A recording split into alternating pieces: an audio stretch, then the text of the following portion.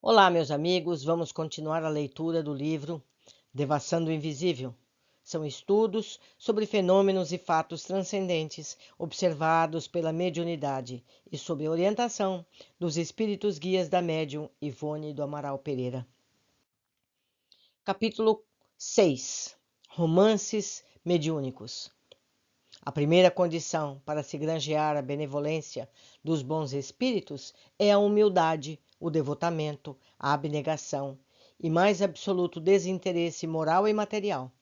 A mediunidade é coisa santa que deve ser praticada sensatamente, religiosamente. Isso está no Evangelho segundo o Espiritismo, de Allan Kardec, no seu capítulo 26, 8 e 10.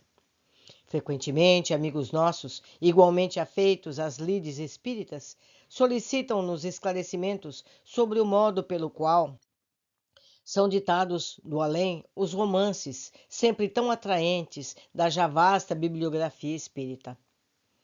Tomarão os autores espirituais da mão do seu aparelho mediúnico tão somente? Indagam aqueles observadores.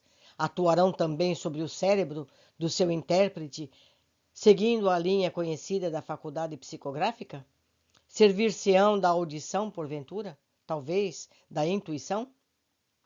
De princípio, afirmaremos que dependerá racionalmente da classificação do médium, tal como nola explicaram as obras básicas da doutrina, podendo, portanto, um romance provir do além através de qualquer daquelas vias mediúnicas e também pela inspiração e até pela incorporação, para que alguém escreva enquanto o aparelho receptor, ou médium, dita sob impulso do ser comunicante. Não obstante, acrescentaremos que, além da psicografia mecânica, da semimecânica, da intuição e da audição e outras, poderão verificar-se num ditado mediúnico, para romance, pelo menos, outros meios igualmente concludentes e detalhados que ao próprio médium forneceram na fé e nas corajosas disposições que lhe serão indispensáveis ao melindroso mistério. Ao passo que um mundo novo, um novo horizonte, uma sociedade rica de belezas e harmonias se desvendam para seu espírito, encantando-o até o indefinível, com uma felicidade diferente de tudo o que na terra se conhece por esse nome, inconcebível, portanto, aos entendimentos que não a tenham penetrado. Tratando-se de um ensaio complexo, preferiremos sobre o assunto afirmar somente aquilo que particularmente nos disser respeito, visto ignorarmos particularidades de recepção mediúnica de outros instrumentos.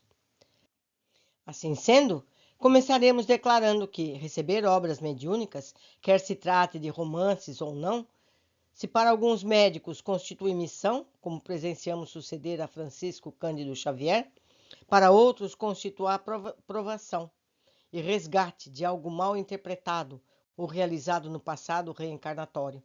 Nesta última categoria, nos colocamos nós mesmos, pois não ignoramos sejam resgate as terríveis peripécias que temos sustentado e vencido até agora, para conseguir apresentar à bibliografia espírita a pequena contribuição que nos tem cabido. De outro modo, verifica-se tratar-se de um dom especial, pois o médium psicógrafo simplesmente não se prestará ao feito literário mediúnico se não trouxer nos meandros psíquicos, além dessa, também a qualidade de literário, pois também definiu Allan Kardec o médium literário no momento, porquanto teria sido escritor em vidas pregressas, ou pelo menos o intelectual inclinado às letras e ao belo, razão pela qual, na atualidade, possuirá aptidão para obter do espaço obras superiores aos seus próprios conhecimentos do presente.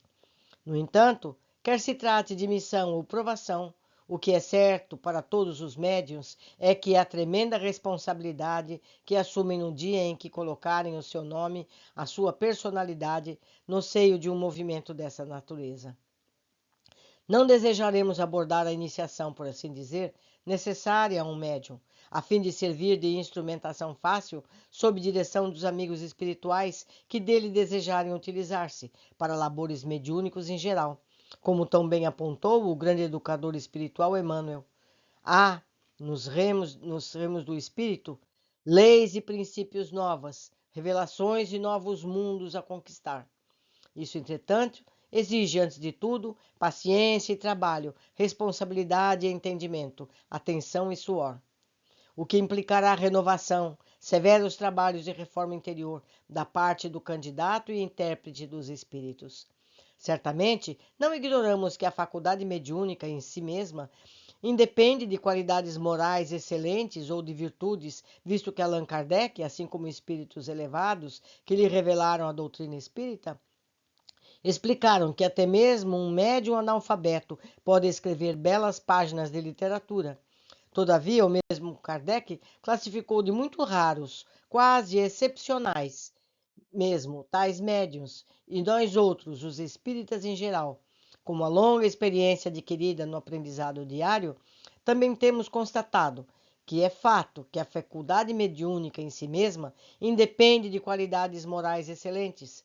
Os feitios edificantes que pode ela produzir somente advêm, no entanto, após renovação geral do seu portador. E, pelo menos, após a demonstração de parte deste, de boa vontade em se harmonizar com a espiritualidade superior, mediante a observância de severos deveres e disciplinas. Por outro lado, não conhecemos nenhum médio verdadeiramente analfabeto que apresentasse obra literária e escrita, embora tenhamos conhecimento de alguns poucos exemplos destes, havidos na história da mediunidade. Parece-nos mesmo que tal fenômeno será cada vez mais raro, tendendo a desaparecer.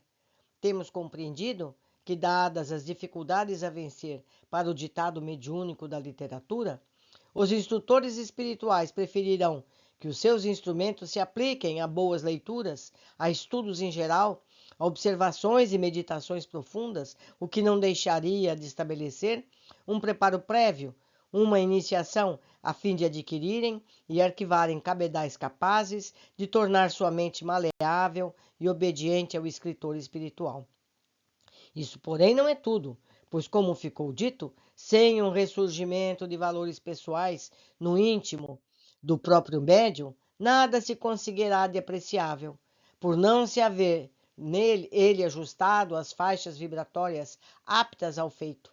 Seria igualmente errôneo o julgamento de que pessoas muito ilustradas e doutas seriam melhores instrumentos para um escritor da espiritualidade do que um simples estudioso, um autodidata, destituído de títulos e diplomas. Não.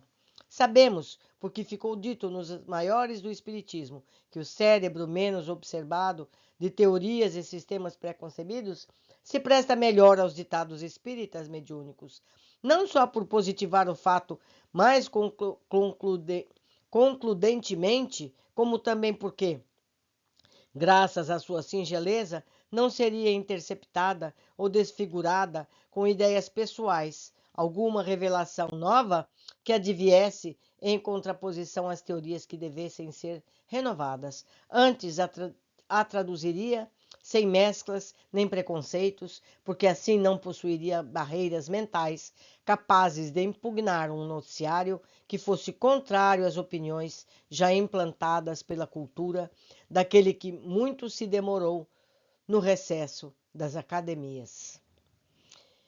Temos dito, meus amigos, espero que estejam gostando desse trabalho, desta obra, que estejam todos aprendendo alguma coisa sobre a mediunidade e os planos espirituais. Por enquanto, ficamos por aqui. Aguardo a todos na continuação.